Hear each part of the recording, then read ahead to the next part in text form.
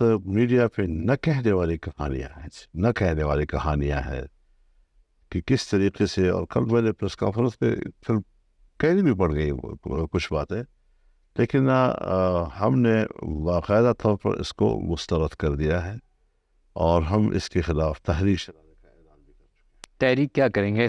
احتجاجی تحریک، روڈ گرمائیں گے، روڈ کو گرم کریں گے، کیا کریں؟ روڈ کو گرمائیں گے تو آپ فیصلے ایوان میں نہیں، میدان میں ہوں گے. تو پھر تو آپ وہ والی صورتحال کی طرف دیکھ رہے ہیں جو 2014 میں دھرنے کے دنوں میں ہم نے یہاں دیکھی تھی، یا مولانا ایک دھرنا لے کر آئے تھے، اس طرح کی صورتحال کی طرف آپ لے جانا چاہتے ہیں؟ ہم حضرت اس میں بھی دوسروں سے ذرا مختلف ہے. جو میں آپ سے عرض کرنا چاہتا ہوں وہ یہ ہے کہ قریب وہی مینڈیٹ جو 2018 میں مسلم لیگ کو ملا تھا، اب ذرا کچھ 8-7 سیٹیں زیادہ ہوں گی، اس سے زیادہ نہیں ہے. پیپلز پارٹی کو جو مینڈیٹ اس وقت ملا تھا اس کے کچھ قریب مینڈیٹ اس وقت ملا ہے. اس وقت پنجاب میں مسلم لیگ نون لارجسٹ پارٹی تھی، پیپلز پارٹی جو ہے صوبہ سندھ میں لارجسٹ پارٹی تھی، اور دونوں اس بات پر متفق تھے کہ دھاندلی ہوئی ہے.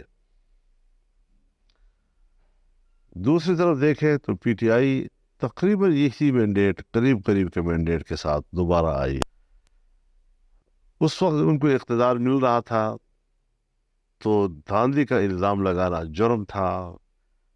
اب جب ان کو اقتدار نہیں مل رہا ہے تو اب ان کے نزدیک بھی دھاندلی ہے.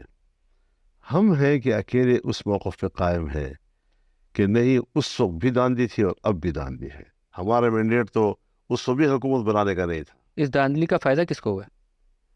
فائدہ حضرت آپ کوئی ایک پارٹی تو بینیفیشری ہوگی. میں یہ گزارش کروں آپ سے، جہاں تک فائدے نقصان کا تعلق ہے،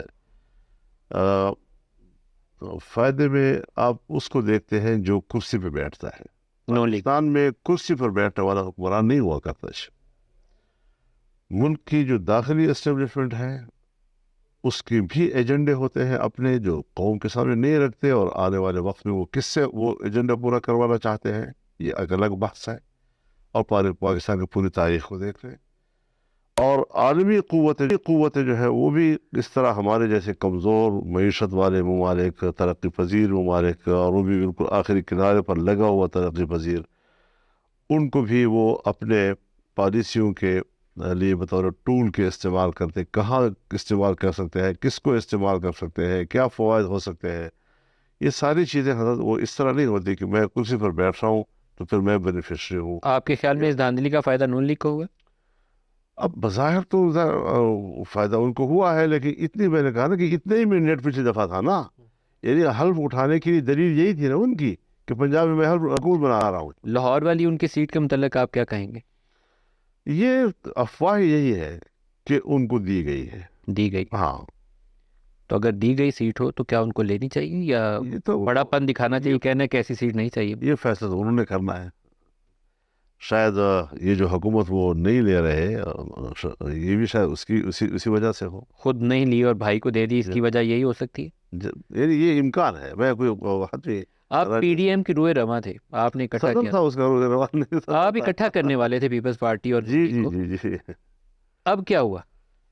دیکھیے، پی ڈی ایم انتخابی اتحاد نہیں تھا، پی ڈی ایم حکومتی اتحاد بھی نہیں تھا، کیونکہ حکومت میں پیپلز پارٹی بھی تھی کہ جو پی ڈی ایم سے نکل چکی تھی، حکومت میں اے این پی بھی تھی کہ جو پی ڈی ایم سے نکل چکی تھی، حکومت میں ایم کیو ایم بھی تھا، حکومت میں باپ، اور وہ تو پی ڈی ایم کا حصہ ہی نہیں تھے.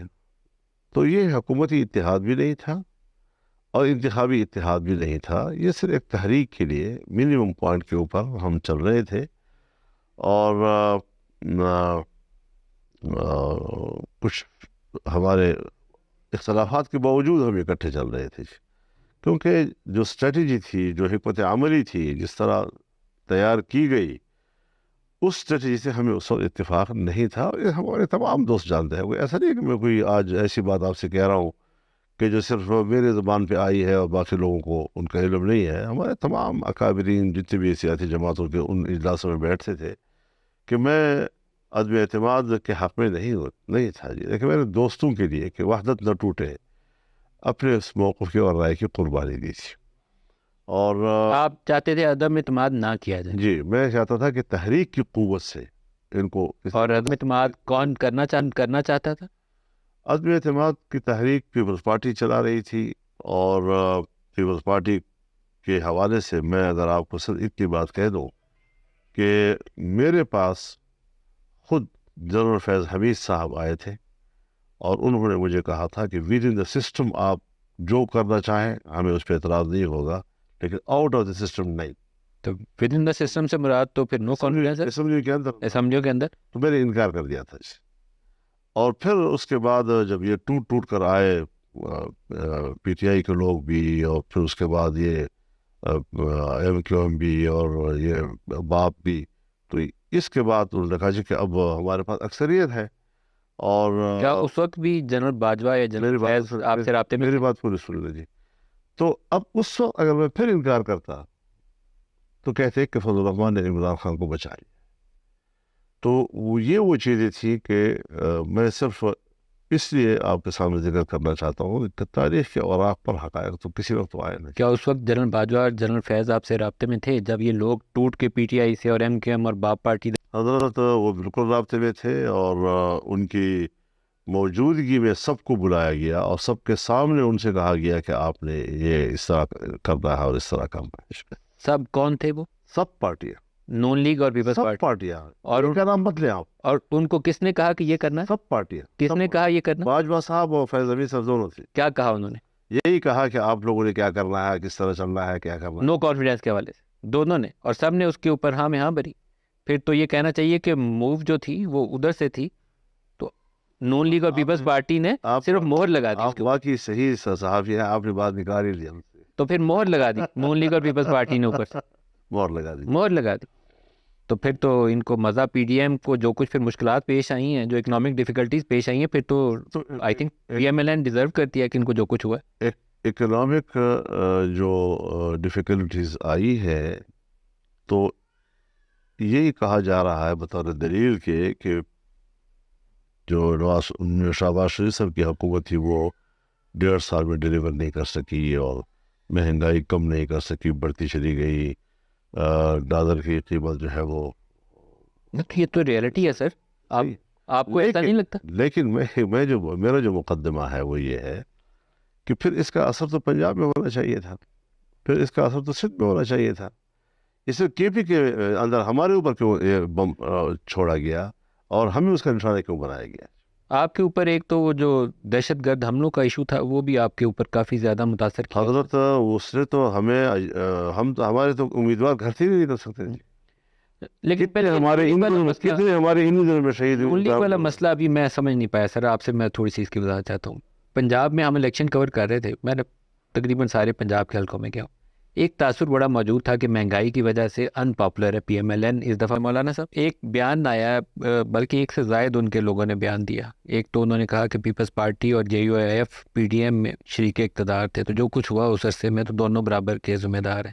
دوسرا ریزگنیشن کے اوپر ایک رانا ثناءاللہ صاحب کی جانب سے بیان آیا، اور آئی تھنک یہ 25 مئی والا ذکر ہے جب دھرنا ادھر آ گیا تھا کہ اس وقت شہباز شریف حکومت چھوڑنا چاہتے تھے، مولانا فضل الرحمان نے منع کیا. اس وقت بھی 25 مئی کو آئی ایم ایف سے مذاکرات تھے. ڈیٹ بڑی انٹرسٹنگلی چن کے انہوں نے ڈھونڈی تھی، معلوم نہیں پی ٹی آئی کے لیے کیا تھا. اس وقت جو سپریم کورٹ میں تاریخ لگی ہوئی تھی، کیس تھا، وہ یا تو شہباز شریف صاحب کی اہلیت و نااہلیت کے حوالے سے تھا یا پھر آرمی چیف کی تقرری کے حوالے سے تھا. اب یہ اتنا بڑا فیصلہ اگر اس دن ان کے خلاف آ جاتا تو اس میں کوئی شک نہیں ہے کہ 2 دن کے نوٹس پر ہم نے شاہراہ دستور کو بھر دیا تھا جی. اور سپریم کورٹ اس قابل نہیں تھی کہ وہ پرائم منسٹر کو نااہل قرار دے کر ملک کے اندر ایک انارکی کا کیفیت پیدا کر دے جی. تو وہ سینارو اپنا تھا جی، اور اس میں یقیناً ہمارے کارکن نے بہت بڑی قربانی دی، کیونکہ 2 دن کے اندر پورے ملک سے اٹھ کے نکلنا اور یہاں تک پہنچنا کوئی آسان کام تو نہیں ہے. 25 مئی کو کیا آپ نے شہباز شریف کو، جنہوں نے وزارت عظمیٰ سنبھال لی ہوئی تھی اور عمران خان دھرنا دے کر لانگ مارچ لے کر پشاور سے یہاں آئے تھے، آپ نے ان کو استعفیٰ دینے سے روکا؟ کس زمانے میں؟ 25 مئی جب عمران خان پشاور سے لانگ مارچ لے کر اسلام آباد کی طرف آئے تھے، شرائط دستور کی طرف، ادھر سے بیان یہ ہے کہ اس دن شہباز شریف اس سے پہلے استعفیٰ دینے پہ تیار تھے، مولانا فضل الرحمان نے روکا۔ نہیں، ایسی نوبت تو مجھے میرا نوٹس میں نہیں ہے کہ وہ کسی مرحلے پر کوئی استعفیٰ دینے کے لیے تیار ہوئے ہو، اور آپ کو یہ یاد ہونا چاہیے وہ استعفیٰ دینے پہ کسی موقع پہ تیار نہیں تھے۔ نہیں، میرے نوٹس میں ایسی کوئی بات نہیں ہے۔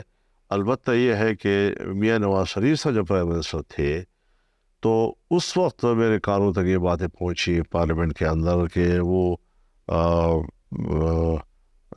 عمران خان یا طاہر القادری صاحب کے دھرنے کے دباؤ میں ہیں اور وہ شاید استعفیٰ دے دیں، تو وہاں ہم نے پارلیمنٹ میں کھڑے ہو کر ان کو کہا تھا کہ آپ کو ڈٹ جانا چاہیے، کسی قیمت پر آپ کا استعفیٰ قبول نہیں ہوگا جی، اور وہ ڈٹ گئے اور پوری ایوان ان کے ساتھ ڈٹ گیا جی۔ سر 25 مئی 2022 یہ وہ دن ہے جس کے متعلق نون لیگ کی پوزیشن یہ ہے کہ شہباز شریف کی استعفیٰ دینے کی تقریر بھی تیار تھی، لیکن پھر فیصلہ ہوا کہ استعفیٰ نہیں دیکھیے میرے نوٹس میں نہیں ہے۔ آپ کے نوٹس میں ہی نہیں ہے، نہیں۔ تو اس کا مطلب ہے کہ یہ ریالٹی سے دور ہے، نہیں تھا، یہ نہیں تھا، ایسی کوئی بات کیونکہ پی ڈی ایم کے سربراہ تو آپ تھے، اگر نہیں ایسی تھا، کوئی کوئی ایسی بات نہیں۔ کوئی ایسی بات ہی اتنی بڑی بات ہوتی تو وہ اجلاس بلاتے تھے ہر چیز پہ، اور پارٹی لیڈرز کو بھی بلاتے تھے، کیبنٹ کو بھی بلاتے تھے، نہ کیبنٹ کو پتہ ہو نہ مجھے پتہ ہو ابھی تک۔ ارے اتنی بڑی پوزیشن وہ پبلکلی لے رہے ہیں اور آپ کہہ رہے ہیں پی ڈی ایم کے نوٹس میں ہی نہیں تھے۔ لیکن یا تو پھر مجھے یاد نہیں ہوگا یا کوئی اتنی بڑی اس وقت ہائی لائٹ نہیں ہوئی ہوگی، مجھے نہیں معلوم۔ استعفیٰ دینا سر خبر تو پی ڈی ایم کے اپروول کے بغیر تو نہیں ہو سکتی، میرے نوٹس میں نہیں، آپ کے نوٹس میں ہی نہیں، آپ سے ڈسکس بھی نہیں ہوئی۔ نہیں۔ آپ تجویز کیا کرتے ہیں مستقبل کا لاہ عمل؟ مستقبل کا لاہ عمل یہ ہے کہ ہم سڑکوں پہ آئیں، ہم احتجاج کریں، اور پرامن احتجاج، قانون اور آئین کے دائرے میں احتجاج ہو، اور اس وقت تک ہم کریں کہ بالآخر یہ طے ہو جائے کہ آئندہ اسٹیبلشمنٹ ملک کی سیاست سے کوئی سروکار نہیں رکھے۔ اس احتجاج کا نتیجہ کیا نکلے؟ اس احتجاج کا نتیجہ یہ نکلے گا کہ انقلاب آ جائے گا اور حالات بہتر ہو جائیں گے، اور اگر احترام نہ کیا تو پھر اگر ہم صحیح بات کر رہے ہیں اور اس کو بھی کوئی نہیں مان رہا تو پھر کیا نتیجہ نکلے گا؟ ان سے پوچھنا چاہیے نا، ہم سے کیوں پوچھ جا رہا ہے؟ سر آپ نے ابھی انقلاب کا لفظ استعمال کیا، انقلاب کے لیے طاہر القادری صاحب نے بھی یہاں دھرنا دیا، میں انہیں کہتا تھا کہ انقلاب نہیں آئے گا۔ ابھی عمران خان نے جو کچھ کیا اس کے بھی شاید سوچ ہی ہوگی کہ انقلاب آ جائے گا، انقلاب کی بجائے اسٹیبلشمنٹ زیادہ پاورفل پوزیشن میں آ گئی، ڈیموکریسی پیچھے چلی گئی۔ یہ سوال میرا ہے، آپ کا نہیں ہے۔ میں تمام اپنے اکابرین سے ان کے مجلسوں میں یہ سوال کرتا تھا کہ سیاستدانوں مجھے ذرا اتنا بات تو سمجھا لو نا کہ جنرل ضیاء الحق کے زمانے سے ہم جمہوریت کی تحریک چلا رہے ہیں، جیلوں میں گئے، مارے کھائی ہم نے، پھر اس کے بعد مشرف کا زمانہ آیا، سارے آج اتنی جدوجہد کے بعد آپ لوگ ذرا طے کر لیں کہ اسٹیبلشمنٹ مستحکم ہوئی ہے یا جمہوریت مستحکم ہوئی ہے یا سیاستدان مستحکم ہوا ہے؟ کیوں ہم کمزور ہوئے ہیں؟ یہ سوال اپنے سے کر لو نا کسی دن۔ آپ کے خیال میں کیا وجہ ہے جس سے جمہوریت کمزور ہوئی؟ ہماری کمزوری تھی، سیاستدانوں کی کمزوری ہے کہ وہ اندر سے مصلحتوں کا شکار ہو جاتے ہیں بشمول ہمارے۔ ان میں کسی الزام نہیں آ رہا کہ باقی سب وہ تو بڑے کمزور لوگ تھے اور ہم بڑے کوئی تگڑے سیاست کر رہے تھے۔ یعنی ہم سب کی ایک مشترکہ ذمہ داری ہے کہ ہم نے جمہوریت کے استحکام کے لیے صرف اقتدار حاصل کرنے کی کوشش تو کی ہے، اور جمہوریت صرف اسی کو کہا ہے کہ مجھے کرسی مل جائے۔